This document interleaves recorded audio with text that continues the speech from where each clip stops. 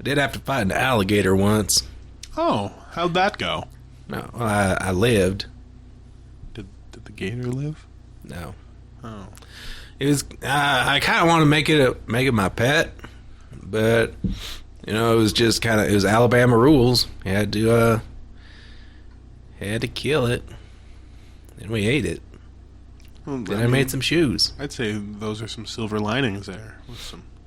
Yeah, it's not bad either. It kind of tastes like everyone says everything tastes like chicken. I'd say that alligator, it tastes more like frog. I've actually never had frog. So. Frog tastes a little bit like chicken. Okay. I've heard... Actually, I think I've had gator before. And it's sort of like a rubbery, oily chicken. Yeah. Yeah, it's kind of like a mix between a fish and a chicken. It's not bad. I kind of enjoy it, Yeah, I don't know how into eating reptiles I am, especially considering how many of them can now speak. I'm sort of against eating them. Yeah.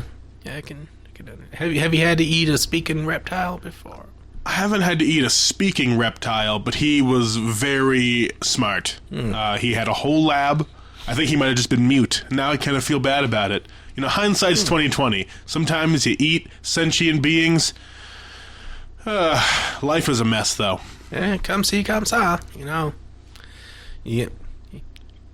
I'm just thinking of that one, that moment in is it like Red Dragon or Hannibal Lecter or something like that, where Hannibal Lecter is like, he's eating that guy's brain while the brain, like the guy's still alive, and he's like, and then he feeds some of the guy's brain to the guy.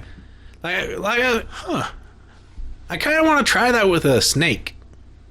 Is a snake's brain big enough for you to get like a tasting amount before it dies? No, I think so, if you have surgical precision. All right, well, I know I don't have surgical precision. I mean, I have shaky hands whether I don't drink enough coffee or drink too much coffee, so unless I'm right in the sweet spot. Is it from alcohol? You got the shakes? Just or got the bands? I think my bones are too big, and my muscle fibers aren't big enough to hold up my bones, so I'm just shaky all the time. Either that or I've got rickets. Either one. I'm not getting enough whatever vitamin you need for rickets. Is it D? It's probably D. I don't go out in the sun. I also don't buy vitamin D milk. Sometimes I eat steak. That's not enough. Is there vitamin D in steak? There's iron in steak. Close enough. That might help. I don't know. You're the first person I met who actually has like actual big bones. It's true. Big bone. I like to think that I am a giant, but I'm also a dwarf. So that, I should be 12 feet tall, but I have giant dwarfism, so I'm only 6 feet tall. Yeah, it's kind of like Hagrid. Yeah, so that's why I've got, like, knobby knees and weirdly proportioned legs to torso, but I'm also, like, 6'8". So, I'm still a mythical being of some sort. Yeah. Just not a good one. Or I doubled, like 2 positives somehow made a negative. Not that I'm a negative. They made a net positive, but, both of them are pretty good positives. Yeah. Dwarves with their blacksmithing. I don't really know.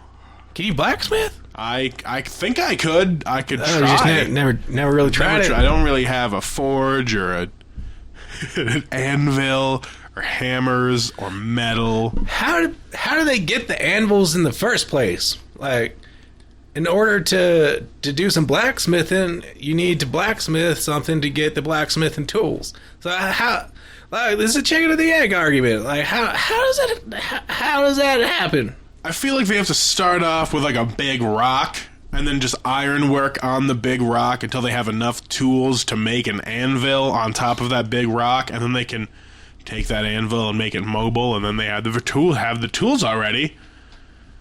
I don't know. I don't say I'm not a blacksmith. I don't know. I don't know what things giants are good at.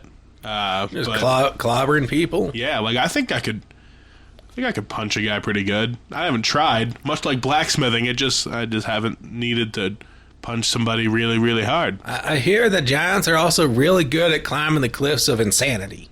Oh, well, I could say I'm decent at that. I mean, I'm halfway there. Just, it's like a rope ladder, though, so I just keep sagging a little bit, and I'm getting tired, so I just put my elbow up in there so I can rest. I've got my elbow rested up in insanity rather than not actively climbing. I'm like, whew. I don't know if that's quite as impressive. The giant that I saw do it, he had a little Sicilian, a Spaniard, and a princess on his back while he climbed the cliffs of insanity. It was just hand over fist. It's probably way climbing the better rope. than I am. I think he was also a bigger giant. Like I think he was like a true giant. He was French too. You see, that's where he gets it. French, they got that French tenacity. Ugh. French and Welsh people. I kind of like making enemies all around. I'm a friend of everybody. Friend of them all. Just as long as they have some wild cunts, then I like them. True. Just I haven't seen a nationality or race of people that doesn't have a wild cunt. And they're all equal. All equal under my eyes. And now that I think about French people, they aren't all bad. Speaking from the position of reading King Arthur legends some more, since that was for some reason, my barometer for not liking Welsh people, Chrétien did write a pretty good Arthurian legends book. So he gets a pass, and I'm pretty sure he's French, or else you would not pronounce his name like that. So, Yeah. They done some good things. They gave us New Orleans. And croissants. Yeah. And baguettes. Ooh. Yeah. Which brought about garlic bread. Ooh. Which a lot of people they associate with the Italians, but I'd say it's more of a French thing personally. I'd also say so. And also, without French colonization in Asia, we wouldn't have banh mi sandwiches featuring a French baguette. Yeah.